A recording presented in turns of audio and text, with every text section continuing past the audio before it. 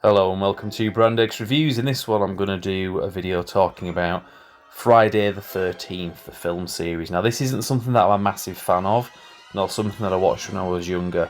I was more a fan of the Halloween movies and Nightmare on Elm Street amongst others. Friday the 13th is a pretty significant one, but like I say, I only ever saw the 6th one as a kid. Never saw any of those, wasn't really that interested. But thanks to Paul Cage, who gave me all these films on DVD quite a few years ago. I did watch them a few years ago, and then I've rewatched them all again recently, so I can do this video in time for Halloween. So, quick series overview. When I say series, it's the movie series. There was a TV series apparently, never seen it, so I can't really comment.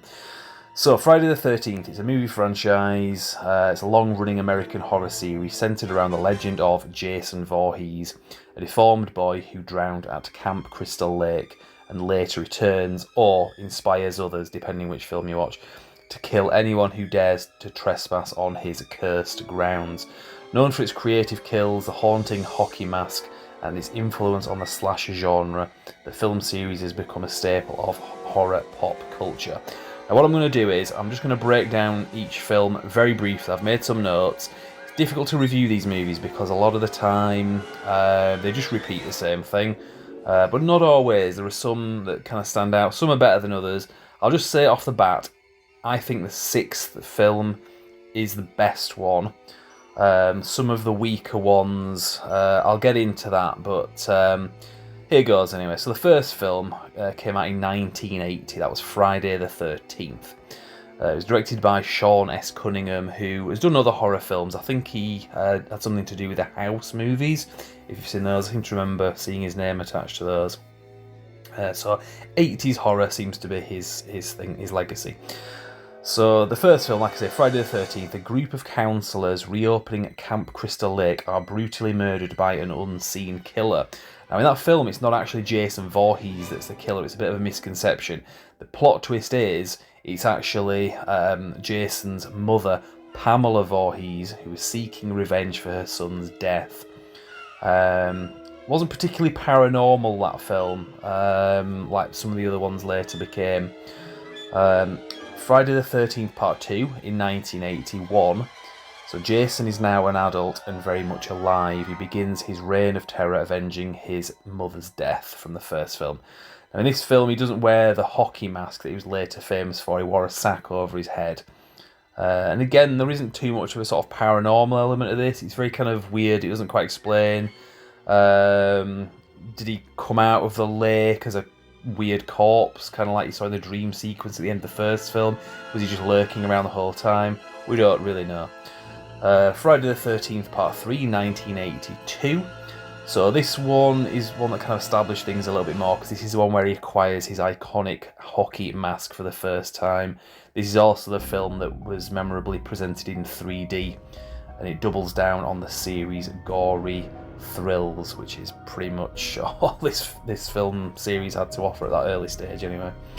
Yes, that was one with the hockey mask. The fourth one was supposedly the final chapter in 1984. Jason appears to finally meet his ends at the hands of young Tommy Jarvis, played by Corey Feldman, a very young Corey Feldman. I think it was just before he became quite a big actor in film like Gremlins and so on. Now this was a film that was intended to close the series. Like I say, it's called the final chapter, but fan demand said otherwise. Friday the 13th, A New Beginning. So this is the 5th film in the series. Tommy, who was played by Corey Feldman in the first film. Feldman does have a bit of an appearance right at the beginning of the film, but it's like one scene, and then it skips to a few years later, and it's an older Tommy dealing with his trauma. Now this one, similar to the first one, the killer isn't actually Jason. It turns out to be a copycat. So they're really kind of running out of ideas. It gets really confusing as well, because this copycat seems to have the kind of like otherworldly strengths that Jason Voorhees has, but he's a copycat. He's not this like supernatural guy. It's weird anyway. One of my lesser favourites in the series. Friday the 13th Part 6, Jason Lives. So Jason comes back again. This is my favourite film actually of the series. It just seems a little bit more polished. Tommy, so that's the character again from the previous two films, originally played by Corey Feldman. He accidentally resurrects Jason with a bolt of lightning. Jason returns as like an undead, unstoppable killing machine, solidifying his supernatural status. Because in other films it was a bit kind of weird. At least in this one it kind of explains that he's been resurrected and he's kind of like a Michael Myers crossed with some kind of weird zombie thing. So that was the sixth film. Friday the 13th, Part 7, The New Blood in 1988.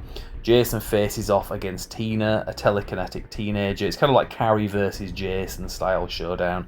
Not much more to it than that.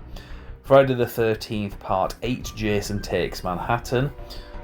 Jason stows away on a ship bound for New York City. Despite the title, most of the action happens on a boat before the actual brief rampage through New York. So some people feel a bit scammed by that film. You can kind of see why. Now there's a couple of other films. As Jason Goes to Hell, The Final Friday in 1993. This was post Paramount. They sold the rights to Miramax from memory. Jason's spirit possesses various people to continue killing, and it actually features a Freddy Krueger cameo hinting at a future crossover, although that took about 10 years to come out. And then it's not a very good film, that one, to be fair. It's probably my least favourite. I don't know actually. Jason X in 2001, because Jason Goes to Hell was in 93. So the 10th film, Jason X, set in the future. Jason is frozen and later thawed out aboard a spaceship about 500 years later. It's really cheap, and I'm not a fan of that film at all. I realise it has like some nostalgia elements to people that liked it at the time. I get that. I just don't share it because I wasn't a fan when it came out. I'm watching it now. It's just terrible. Did this actually got a cinema release? Just awful. Anyway. Now that wasn't the end of the film series completely. There was the Freddy vs. Jason movie in 2003, which was quite popular. I thought it was pretty good effort as well, to be fair.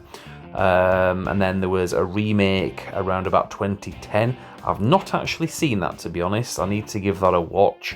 I understand it takes the ideas from the first 3 movies of the original series, kind of puts them all into one film. I haven't heard anything too bad about it. I'll give it a watch. I'm hoping it's not quite as bad as the Nightmare on Elm Street remake, because that was terrible. But what I'm going to do is I'm going to cut this short here. Tomorrow's video for Halloween night itself, we're going to get the core back on the channel, and we're going to talk about other things, including Friday the 13th. So we're not done completely talking about this film series for this year. But we are for tonight. I'm going to, like I say, pick this up again tomorrow. I'm not going to say exactly what tomorrow's video is going to be about, because we usually like to just drop these videos leading up to, each video on the Halloween special leading up to Halloween night itself. They just drop and they are what they are, so we don't usually like to spoil them by saying what it's going to be. So come back tomorrow anyway, and hopefully you will enjoy this as we conclude our 13th annual Brand X Reviews Halloween special.